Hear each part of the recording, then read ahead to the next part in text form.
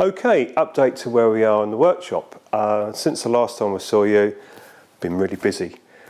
I'm leaning against something here that was all in bits the last time, the Atlas. We'll talk about that a bit later. And behind the Atlas, we've got another Gold Star. But where we are at the workshop, we completed a few weeks ago now, we had a Triumph Daytona, unit construction, 500 Triumph, American import. It came in for basic work, it came in for upgrade oil pump, put a Morgo pump into it, set the valves up. It'd been purchased from a local dealer, just got it all set up right for him and changed the oil and showed him really the things he needs to be doing to look after it. It's a nice little bike, run really sweet. We had the Matchless G3L, which is 1948, I think it was, a little single 350. That came in with massive oil leak. You probably will remember seeing that from the push rod tube. So we had top the engine down, we didn't take the barrel off, we done the valves, recut the valves, cut the seats. The dynamo didn't have an output, we'd done the unregulated output check, and it'd been wired up as positive earth, it should be negative earth. To show you a simple way to check an output of a dynamo. We've taken this off the bike, it's buried behind the engine. It sits in the engine plates. Bit of a pain because you have to take the primary chain case off to get it all out and the clutch. But what I do is the F and the D mark on the dynamo, we put a loop wire, tee that off to your meter, set that at DC, and it's on 20 at the moment. The earth runs straight to the body of the dynamo. You can run it in the correct direction, and it will be running when it's back on the bike. With an electric drill, we should see some sort of output. Now, see what we get. Let's spin this up. At the moment, I'm in 0.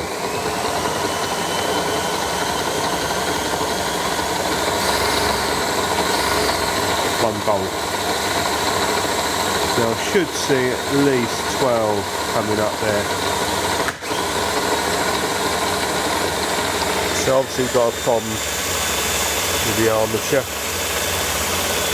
So that does need sorting out professionally.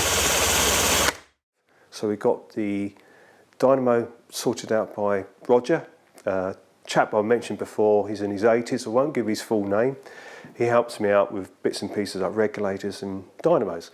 So put a new tyre on, done the engine work, put the clutch all back together, because on the Matchless, the dynamo is actually behind the primary chain case, so it's quite a massive job to do that.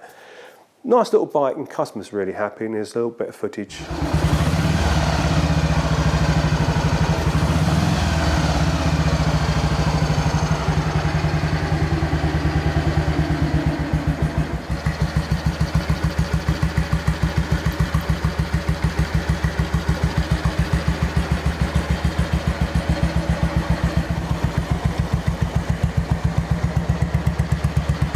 After that, we had an A65 Spitfire, yet another BSA. We have lots of those in here. Usually they're unit construction ones, which that is. That came in, been purchased by a customer. I knew where it came from. It was a bike I recognised, and he wanted head gasket. It was leaking a little bit, so we had the head off. We put it on the surface plate. We just flattened it off, had the valves out, recut the seats, and done the valve faces.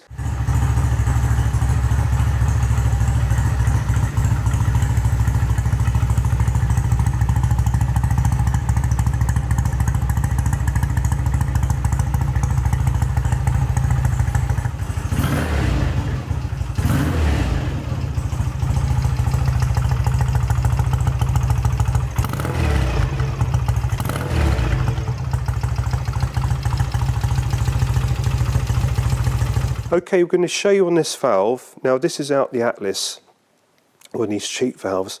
Now this is the stem, this is where the rocker will hit down on the valve, and you can see it's pocketed out the top. So I'm going to show you, we won't use it because it's too soft. We're going to show you how you can dress this end if it's just normal wear, and also to do the face of the valve. So we know these are 45-degree angles, so we set the machine at 45. What we do is just put the valve in. You go fair, don't leave it too far out, because if the valve has got a wobble to it, it'll be accentuated further out. We want to make sure the valve is running true if it's not bent. So we just tighten this up, and then we put the power on, and we've got two switches on here. Now this one here, first of all we can see where that's running true, that valve, which it is. It's not wobbling about. Now what we need to do now, we need to set the valve to the stone. Now this one is traverses, this one in my hand here, so I need to get the feed to the stone. And what we do is we look down the back to make sure we're not touching the stone, but we're just off. Okay, that's the first thing you do. Now what we do is we grind from one side to the other. Don't keep it in one spot, traverse across and come back. You can have a coolant on this. I haven't got the additive that goes with the water at the moment, but we're only just showing you on the demonstration. So I'm going to put both the actual rotation of the valve on and also the grindstone. So what we're doing now, we're going to just transfer this across.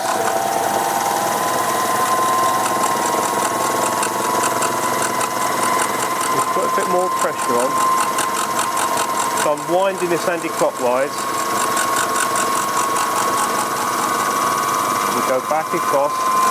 Take small cuts at first. And you can see it starting to brighten up now. You can see where, we'll do a stop in a moment so you can see where we are. This will show you now, if I turn this by hand, we can see on the valve where it's dressing the valve here. And we can see here where it's got to finish off. So we just clamp this back up for you again, because I've shown you now. I've just tightened this back up. Okay. We just want to make sure this is running true first. There's a little bit of a wobble, but it's only a demonstration, so.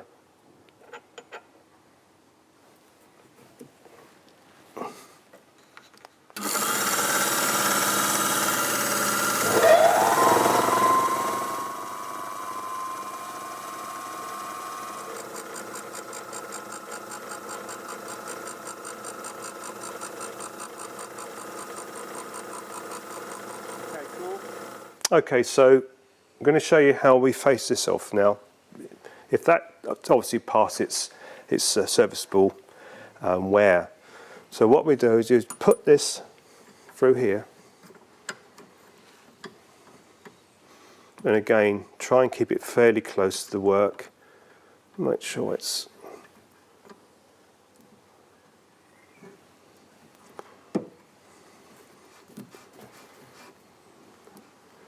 The idea of this, you just have to manually, you can feed it in on increments here. But we just fire this one up.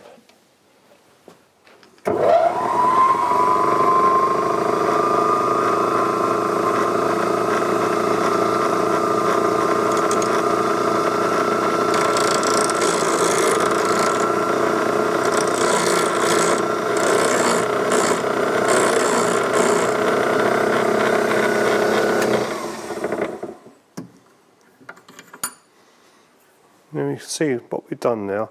Now it's quite a good idea, there should be a little bit of a tape here. If you've lost all that, we just spin that round on the stone or use a whetstone and just manually go around. That's not sharp, but that brings that back to how it should be. But we mentioned about these valves being quite cheap valves, so we've replaced these as a matter of course. But you can see where we started to face up the seat of the valve here. It was running slightly with distorted valve, so this area here would still need to be dressed in. So what happens sometimes, you take a valve out of an engine, exhaust valve, normally that's where the heat is. The valve can be distorted and you just lap it in with paste and you get a line that gives you a contact and you think that's good. But it doesn't mean to say that a valve is seating correctly. The only way to really do it is put it in the machine like this. You will get a true reading whether it's straight, that valve, or whether it's slightly bent. and that will tell you straight away. If it's running really bad, you replace it. There's obviously a reason why it's like that. What can happen, sometimes the valve guides wear and it can distort things. But that's a good tool. One of these now, they were really popular. I had one of these 40 years ago. They're hard to get hold of and they're quite valuable. A nice bit of kit to have in the workshop. So that's a little bit of useful advice there. If you've got something like this, dress your valves up. And you can use your seat cutters to do your seats, as we've done on various cylinder heads. So yeah, you can get a proper job done. And after this is done, you still use grinding paste. You still put your valve into your guide with a little bit of oil on there, put your sucker on the back, and use your fine paste just to finish off. Then you know it's right, you've got a gas seal, proper gas seal. Okay, the Norton Atlas 750. Very much like the Dominator we had here many months ago. You last saw this and the engine was out on the bench, stripped down. We had the crankshaft in need of a regrind because the oil had been starved to the engine, as well as the circlip come out the piston, scored the barrel, and it had a liner put in and part of the skirt was broken. So we were lucky. Norville Motorcycles supplied me with a serviceable cylinder, barrel assembly I should say, and pistons, plus 20 thou. And we got the crank reground through SRM. So that's now got undersized shells. It's got new main bearings in, it's got big end shells, new pistons, new valves, replaced the main bearings with super blend bearings, upgraded bearing. We've put new cam chain, new mag chain. We've put a new oil pump, new pressure release valve, which is on the timing case cover. So a considerable amount of work. Carbs, because this is a twin carburetor model. This is this is the very last production of the conventional Norton before it went to a Commando. When it went from 750 Atlas, they canted the engine forward slightly, and we all know they call it the Commando. But this is quite a powerful machine. Did suffer a little bit from vibration, and hence why the Commando was rubber mounted.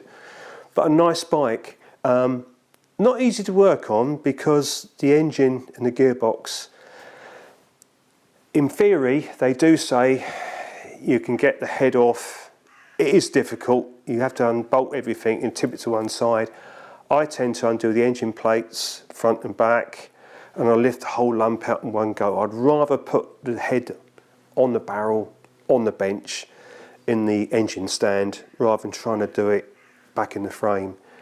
But you do have to marry the two together before you can set it back into the frame. You have to pull this forward and get the engine plates connected to the gearbox. So it's quite heavy. It's a bit of a lift job, quite a lot. So where are we with this? We're waiting now for customer tomorrow because the magneto we mentioned about, it's not used in the conventional way now, so it doesn't self-generate. This is only used as a body really.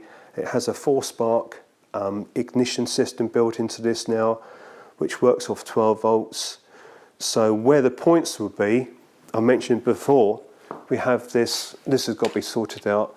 It's a pickup. It's similar to what you have with a Boyer unit that goes instead of the points. So we're going to improve on this because I'm going to make an insert here so it holds that together so it looks more as it should do.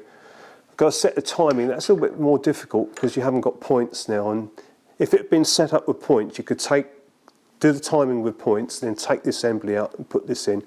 So I've got to mess around a little bit. We can show you the rotor on the other side in a moment.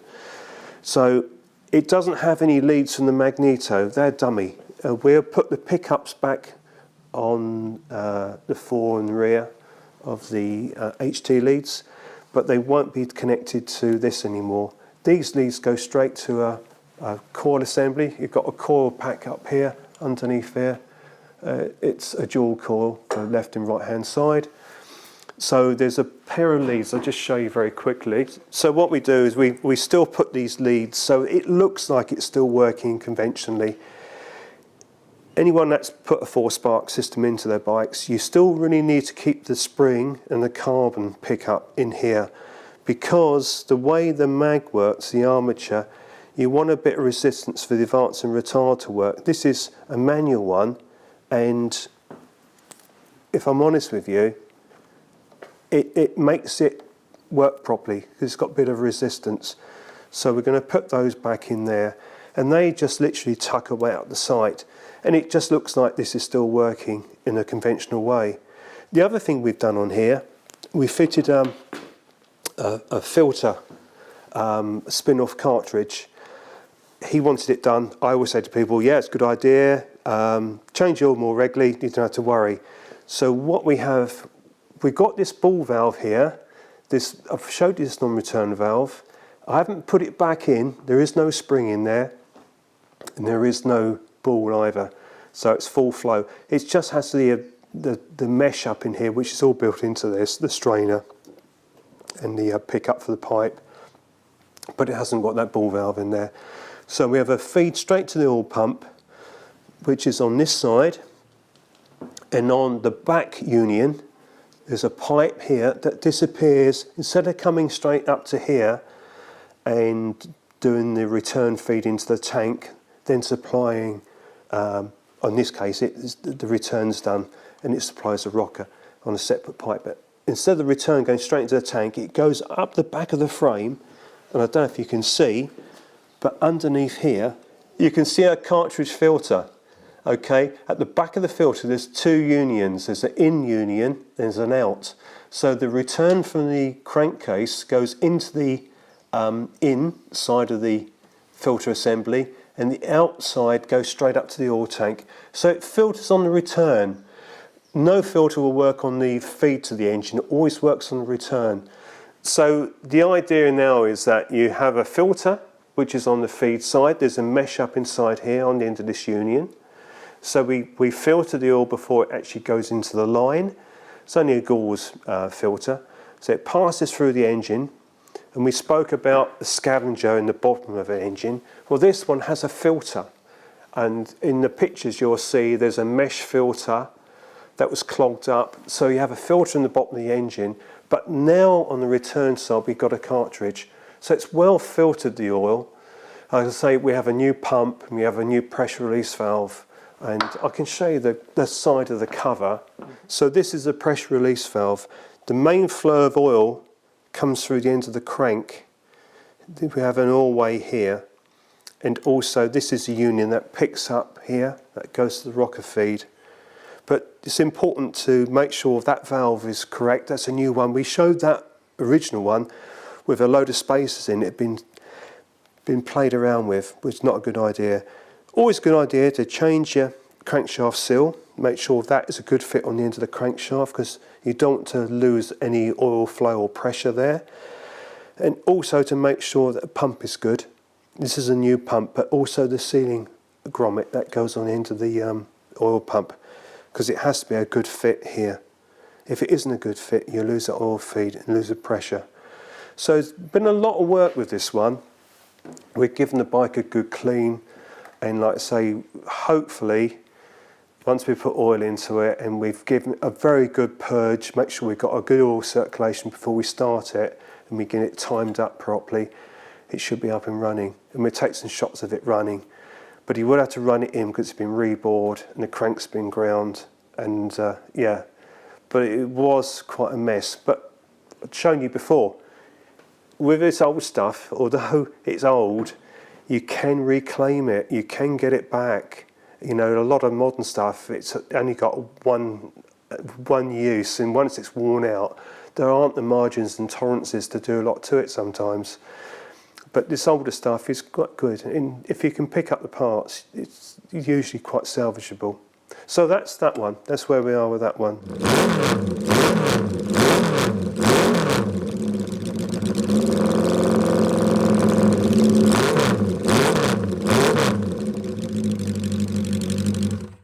Right, okay, I've made a big decision here. You've seen my 2 Hondas before. Well, they were mine and my son's really. It's something we wanted to do together, and This was all pre-COVID, so a few years ago now, and it's time, and my son's getting married now, and I don't have the time to do it anymore. These are both track bikes, as you know, and they are built as race replicas. They were built very cheaply. The big Honda, which is the Honda 550 donor engine, it's supposed to be a Howard 500. I've had a lot of fun with and used some footage in Isle of Man, and I've run various events at Mallory Park, and we took it to a local event last year and just fired up both bikes. But I do want to let them go. I've ridden that, really enjoyed it, and it was 2011 in the Isle of Man. Now the small one I built later for my son to ride, it's only a Honda 175, the CB, twin carb, but it's incredibly light. And he's taller than I am, so we made it so he could actually get on the bike. And I've shown him how light it is. Now, they're not the real thing, obviously, but because they're very light, and the big ones had a lot of the internals taken out. There's footage of that I've shown you before. We'd taken out the starter motor, we'd taken out the alternator, taken the flywheel off, the stator off the end of the crankshaft. So we run it very, very limited on internals, no kickstart mechanism, dead loss battery. Same with this, set up the same way, lost as much weight as possible. But I say it's only 175 this, but it's a lot of fun to ride. They both fire up, had them running yesterday on the rollers, and I'll show you how light this one is. It's incredibly light. I can just get hold of this and just pick it up. And although it may be not big on capacity, because it's so light, it's great fun to ride. Probably a bit more fun than that really, but they're both for sale. And I want to sell both these bikes. I'm not going to split them up. They've both got to go to the same person because I feel they should stay together. And I just hope someone will give me a sensible offer, because I had spent a lot of time. I mean, when I built these, it was wheels rebuilt, frame strip modified, new tanks, alloy tanks, specially made, small brick pipes, internals of the engines, everything's new, fork stanchions. All the brake shoes have been replaced. Nothing has been not worked on, and they haven't really done a great deal in events. I mean, the tyres hardly show any wear at all. This one's done the main event was in 2011, the first time out. In 2012, sorry, it was the Isle of Man full lap, and it was recorded. And after that, it's just done Mallory Park through the VMCC. But we have ridden as father and son on both these bikes, and yeah, it was a lot of fun in the time, but I need the space, and with the business now, I really can't really justify keeping them. I need to move them on. So someone if you're seriously interested, contact me, but they're not going to go cheap because a lot of time went into these, and they're one-offs. They may not be the real thing, but they are one-offs. Button down.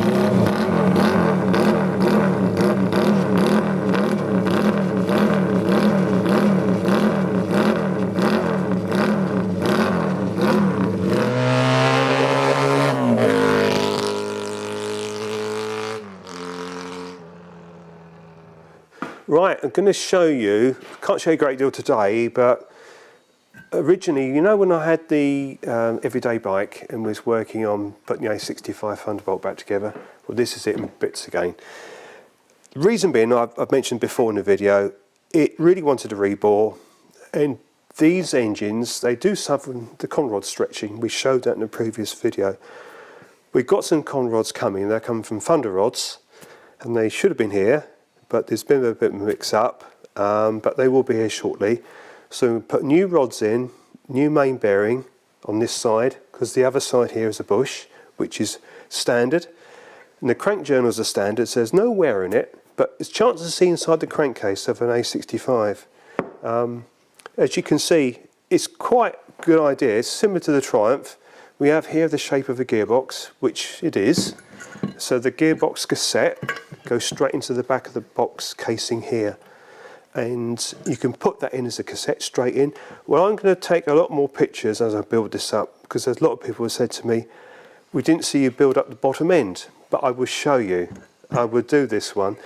Also, it was in need of a rebore really. I put new rings in last time, honed it, but this time it was starting to blow past the pistons a little bit and the compression would leak away a little bit. So it's been rebored. Rebored through a company, RSM. So you can see here the honing, the crosshatch finish. That's been rebored now, 40 thou oversize. So we're having new conrods because the other ones are slightly stretched and rebored.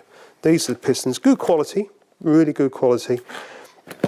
When it's all built up, I'm going to run it in, and then it's up for sale as well. And you'll see how much work has been done. I've done a fair bit of work before to it. We've done all the head and guides and valves, and now I've spent quite a bit of money to make sure that I can sell it to someone. The engines have been absolutely finished, done properly. And yeah, because I have another project bike for myself, and we'll talk about that when it actually turns up here. Okay, so we have another Gold Star here today. It's not a DBD, it's a BB. Now we've had the ZB, little 350, and that's gone back to the customer because it hasn't sold yet, so we're taking that back today. And what's quite nice, so I thought, well, I won't take this one apart until Alex has turned up and has seen it. This is an early 50s BB34, so it's a 500. Slim barrel, looks very much like the ZB engine. This one, it's not bad. There's a few things that you're going to say straight away, yeah, okay, it's got the wrong carburetor. There is a monoblock carb to go on that here, which we're going to put back on. We're going to give this a good clean up. We'll put this on, we'll put the gauze in here, we'll get another one of these bell mounts, so it'll look more period. The bike itself, when you look at it, there's people will say straight away, yes, the tank's wrong. The tank should be a much bigger badge. It's a wrong tank on here. We can pick up a tank. There are available now that they're made quite cheaply abroad, as we know. So with the correct tank and also the handlebars, these are black bars on here. We'll put the correct bars. But when you look at the rest of the bike, it's quite pretty, and the customer actually got this for a song. It wasn't expensive. Now we're looking at the tin where it's correct. It's got the flat-sided oil tank and battery box. The rear chain guard has been painted over. It will be chrome underneath that, but it's probably a bit scabby. It's been done with like a hammerite, so new chain guard. And we'll probably get the customer to invest in some new shocks with the shrouds. But the engine, the first thing what we always do, because this customer wants me to do the engine, the gearbox, and all the things that are necessary. Well, I said to the chap, I said, with anything a Gold Star, there's only one way to do it, a whole lot. Take it all apart completely. Now, compression's very low. For a Gold Star, I can just turn this over by hand. It's not holding any compression at all. And we can see signs of oil coming away. Now, what I would normally do on this is have a good look over it first before I take it out the frame. I'll do a compression test. I can do it in a moment. We can just see what pressure we've got there. But it's got a standard gearbox, but it will make a nice bike. The expensive part here, possibly, is crankshaft. Because we know, we've shown you before, I think I've shown you before, where the cranks wear. There's a little trick that we do to find out whether they're cracked or not. We can do that on this one. And we'll make sure I take pictures and videos, and then Alex can actually edit that together sometimes. So we see this from this stage being pulled down and worked on and put back together. But we'll take a plug out quickly and we'll just do a compression test. Okay, make sure that's zeroed out. If you can keep your camera on the gauge. Yeah. I open the throttle a little bit so I can breathe in, suck in a bit of air, and then I'll try and see what we get.